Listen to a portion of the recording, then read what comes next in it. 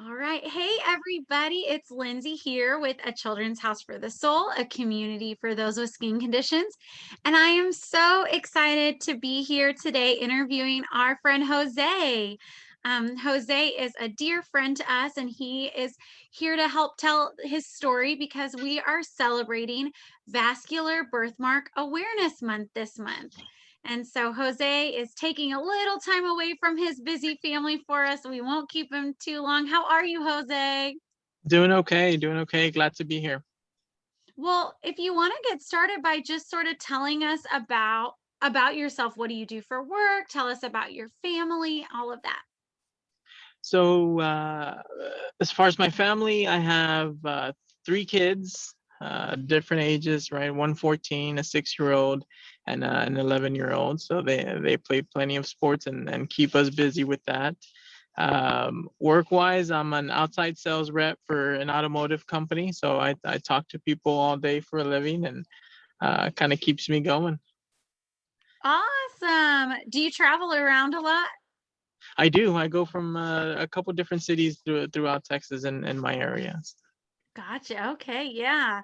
And are both boys playing football? Yes, yes. My Okay. 6-year-old and 11-year-old are playing football. And what's Yes, they love what's it. your sweet girl doing? She's doing cheerleading.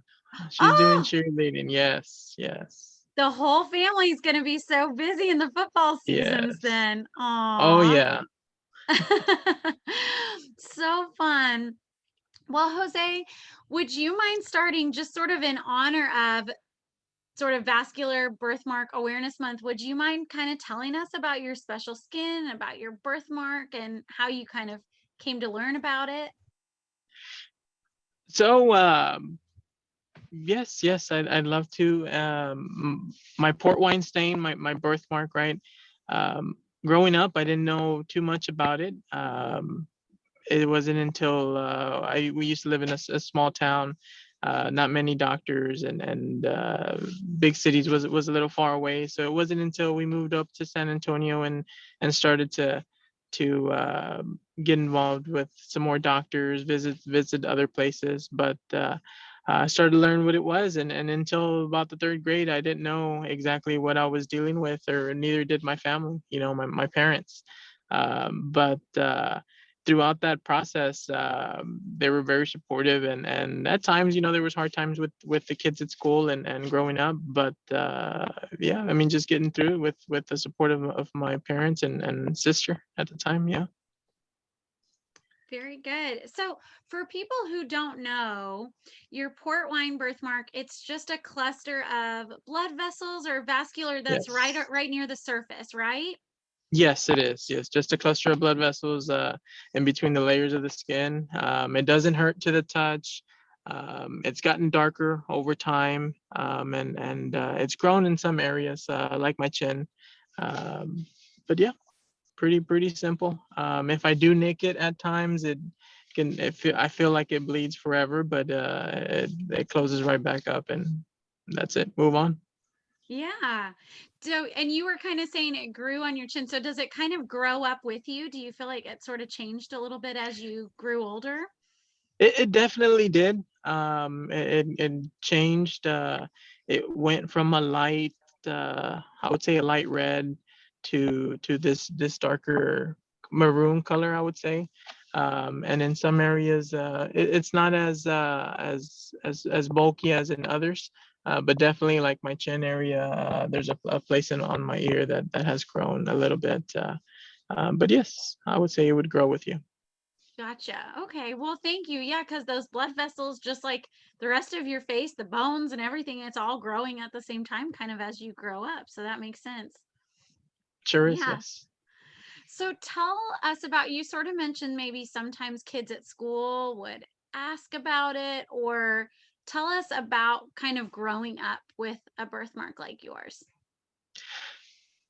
It was it was different, right? Because I was the only one in the school, or at least it felt like that. That had a skin condition, and other kids may have had it too, but mine was the visible one, right? A bright red birthmark. To the kids a lot of the times it was like, hey, you have pain on your face, or this or that. They'd come up with different Mm. things. I was used to it, I guess, to a point, and it didn't bother me. But I did have my bad days. As far as teaching them about it, my parents always told me, hey, it's a birthmark. Tell them it's a birthmark, and move on, right? It worked for some, and for my friends that never questioned it. But there was unfortunate to say, there was some bullies and involved in that whole growing up part of it, which was a little difficult at times. What do you think were some of your best coping mechanisms for dealing with those bullies? knowing knowing that I had the support of my friends and family, right? There's always going to be somebody that likes to point out the fact that you're different, but you're not different. I mean, when you think about it, you're unique. It's who you are. Everybody is unique in their own way. So that my mom helping me through that was um, very, very helpful to me, and my self-esteem. I know if I was to hear that now, if me telling that to my kids, my 11-year-old, he's like, Dad, you're my dad, you don't know any better. But, going through it, I'm telling you, that's definitely something that helps out. Yeah. And even though he says that to you, he's taking it all in. So you're yeah. Right. The kids they're listening to their mom and dad, so it's good to still pour that into them even though they maybe feel like you have to say that. It's that Definitely. balance for sure. Yeah. Definitely. So, I was thinking as you were talking, when you were growing up, like me, you couldn't just type into Google image search Right. port wine stain or to try and find someone else or to see other people with port wine birthmarks. When did you, if ever, when did you first meet somebody else with a port wine birthmark or get to see a picture and what was that like? Or do you remember that? I know I'm kind of putting you on the spot. No, no. I didn't meet anyone for years. I mean, growing up, I didn't meet anybody else. Um, I was in the third, I was in the fourth grade when we started to see doctors here, and they started to say, yeah, they didn't say it was a port wine stain or a birthmark. They just said, hey, it's nothing serious. It's a birthmark, and that was it. It wasn't until about the sixth grade, when I met Dr. Bree, actually, that she was able to sit down and walk me through the process of, this is what you have, explained it to my parents.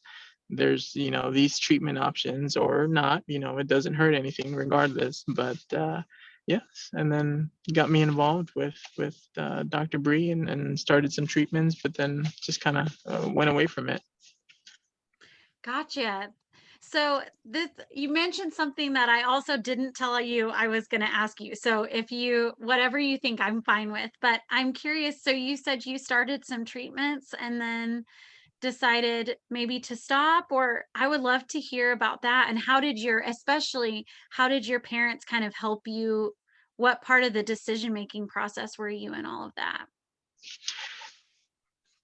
I was in very much controlled, right? I mean, as far as my parents helping me make the decision, they wanted me to feel comfortable. The reason they were looking for treatments or a doctor was because I did go through a rough time where my self esteem was very low, and this was still going into the middle school phase, so sixth grade, which was very tough. You become aware of your appearance, you become aware of your surroundings. Everybody, starts growing up, and that was tough.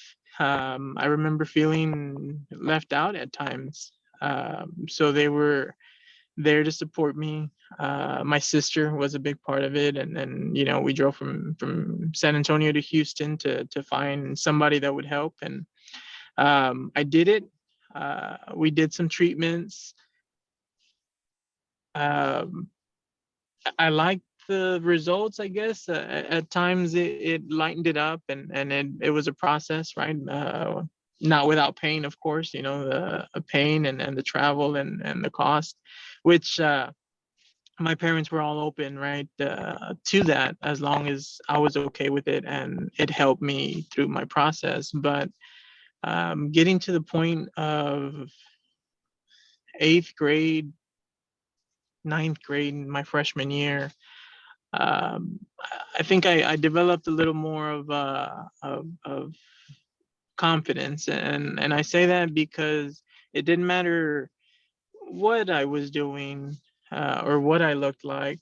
My achievements in school and my achievements in life were still, I was still excelling at that. So I built up my confidence with that, and definitely moved on, and eventually stopped the treatments, and became a counselor for, uh, volunteer counselor for Camp Dermadillo at the time. That's so cool. That's really cool. You were so I just am curious, what were you doing the laser treatments? Is that what you were trying? Okay. I was doing the laser treatments, yes. Yeah. Yeah. I have heard that it feels like rubber bands snapping. It Is does, that it right? does. That's Yeah. exactly what it felt like, yes. Yeah. So not easy, and definitely a good tool if it's something that you want and you're willing to try, but also not without challenges, for Right, sure. Yeah. right. Yeah. There's definitely a recovery period, a little bit of scabbing here and there, and then a pain for a couple of weeks, as it's healing. Yeah. But yeah. Wow. So, something you said, it was around 8th grade that you really realized, wow, what matters more is my achievements and what I'm able to accomplish. Jose, I feel like it takes some people a lot longer. Not everyone realizes that around 14, 15. I think some people take a lot longer to recognize their inside worth as being more important than their outside appearance. Do you feel like that's true, that you maybe found that a little earlier because of the challenges you went through? I believe so. I believe so. I was, in a way, I think I was forced to grow up a little faster, and than somebody else would. Just being, like you said, through the process and everything that I had dealt with at the time. But yeah, I think it might take some people a little bit longer. What do you think? What was your experience like being a camp counselor, working with kids with all different kinds of special skin with your birthmark? Do you think that you won them over more quickly in some ways because you had been through a similar experience, or you were able to communicate with them in a special way? Because I feel like that's got to be powerful for a kid to say, oh, you actually do know, you're not just an adult, trying to encourage me. Definitely. And I love that part of it, because I think if I had somebody like that growing up, I would have been able to express how I felt, or at least communicate. There's a couple of moments as a volunteer that I'll tell you about right now, that I still hold and touched me, as far as what the parents and one of the campers said. But having somebody and remembering, this is having that you have somebody there is different. Me growing up, I remember going to the doctor, and they would explain in medical terms, or the students would come in and talk to you. A lot of the times, back then, it's not it wasn't, digital cell phones. It was, hey, stand on this wall and I'm gonna take a picture of you with my Polaroid. And it happened every time we went to the doctor, because there was different students, or doctors at the place we went to. So having that experience, I think, was able to help me be a better counselor, and work with those kids. Just being able to bond with them over that. Yeah. I mean, it's powerful to see someone who's gone before you and who has a similar experience. And I just have to imagine that that was really powerful for those kids. Definitely, definitely. I remember at one of the meetings, gatherings we had in there in Houston, one of the parents, after we gave a little bit of our background, one of the parents came up to me and mentioned, say, her son was probably about 12, 13. She said, I'm so glad to see you have a family. She goes, my biggest worry in life was for him, and one of his worries was him not being able to be a normal, grow up normal or have a normal life. You know, my life is about as normal as it can get. Yeah. Yeah, I would Yeah. even say it's extra beautiful. I mean, your wife is gorgeous. Don't want to embarrass you, but you're a handsome guy. You guys got Thank you. beautiful kids. I mean, so you're not just having a normal life. I mean, you're flourishing. Definitely, definitely, Yeah. Yeah. definitely. And even to the point where I think those obstacles that I went through, it got to the point where I used to not want to talk to people, and now I talk to people for a living. I probably see 50 people a day, different people of all sorts of types. So definitely has helped me in my career. Yeah. Oh, yeah. It's sort of now your shynesses and you're just and I feel like do you feel like you're able to have a level of empathy? Maybe that's you've had more practice sort of being compassionate towards other people. Oh yeah, definitely, definitely. I mean, Yeah. it's definitely something. How would you encourage or sort of tell a parent, hey, they're at the store, they're with their kiddo, and their kiddo is noticing a birthmark or another visible difference, and their kiddo's kind of maybe younger, still kind of learning and maybe pointing or saying, "Hey, mommy, what's that?" Or what would you encourage a parent to do? I think most of the time parents are embarrassed and they're like, "Shh, Yes. don't do that." What would you encourage a parent to do or say? What do you think?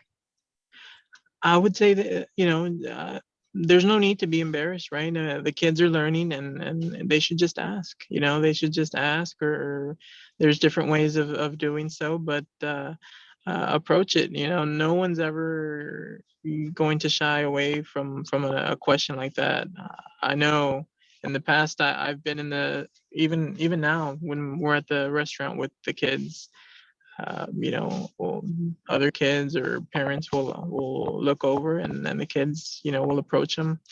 I've had kids approach me, and they're like, "Hey, what is that? What do you have on your face?" And even my boys will respond, "Oh, it's just his birthmark," and then we move on, But yeah, a lot of the times, like you said, the parents are embarrassed. I just encourage them to ask, you know, just ask. Yeah, it's better to look someone in the eye and smile at them and ask a question than to pretend you don't see them, right? Or to act Definitely. like, yeah. I think it's so cool that you've been able to teach your kiddos, this is what you say when somebody asks and it's no big deal and then it's move on and that's my dad and I love that. I think that's so cool. Definitely. What is some advice that you would give a parent of a younger, like a kiddo kind of growing up, maybe at that sixth grade stage with their port wine birthmark? Do you have anything that you feel like your parents did really right or that you wish parents knew to do? No, I would just say you're always there to support them as a parent, right?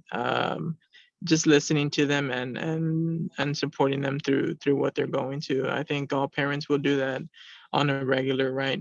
But there's a time where you have to let them know, it's gonna be okay, and without being so, I would say, pushy, right? But just talking to them in a soft way and communicating, versus just, hey, don't worry about it, not don't, and anything like that. So make it as normal as possible, and have conversations, normal conversations, and just communicate on a regular basis versus like a super strong encouragement. I think it'll make them feel a lot better.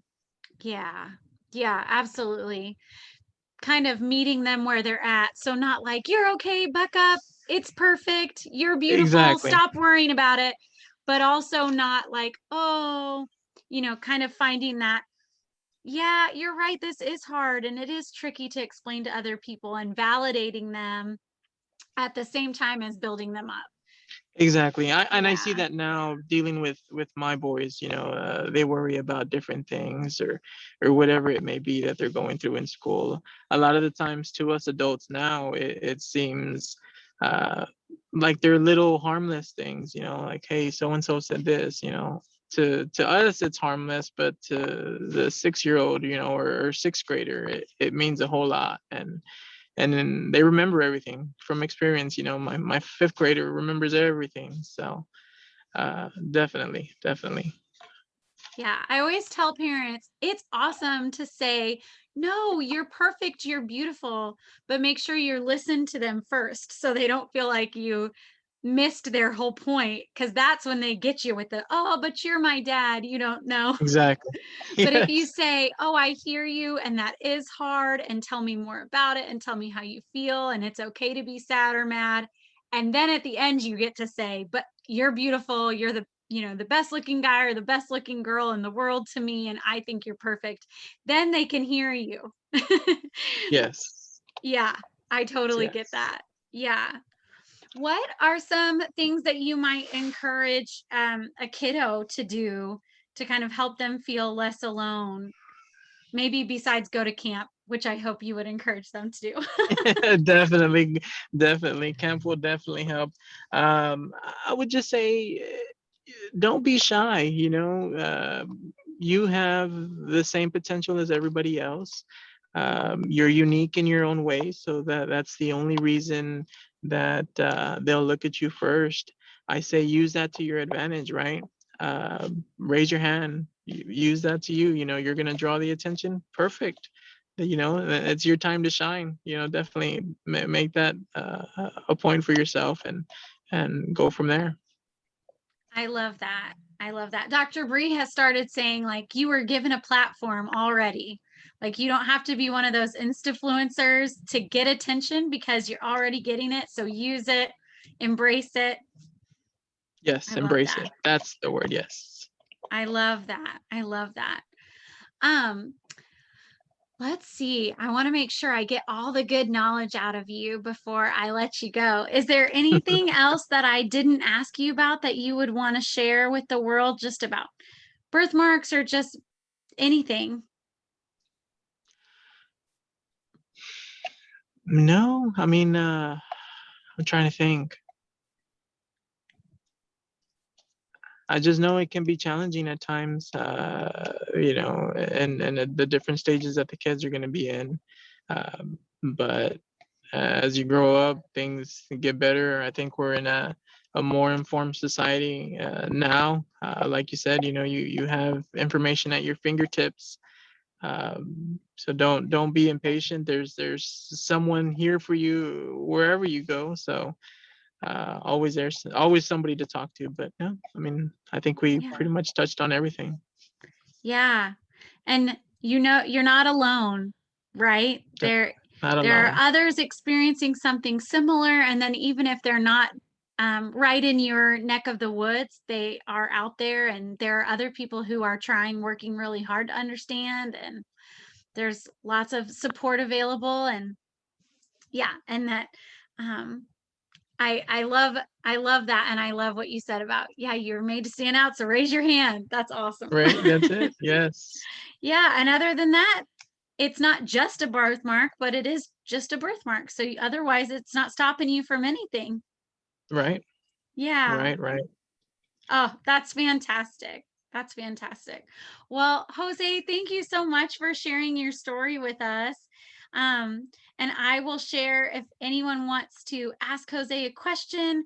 shoot me an email at educate at a children's house for the soul, and I will send it to Jose, and I'll let you know what he says. And Please, we please. have a community of folks to help out. So if your child wants to meet someone else with a birthmark, or if a mama wants to talk to another mama of a kiddo with a birthmark, we have community here, because community can really be powerful. So, well, thank you so, so much, Jose. We love you, and we can't Thank wait to you. see you and your family soon. Thank you, and happy here. I'm happy to help anytime. So let us know. Yay, you're the best. Awesome.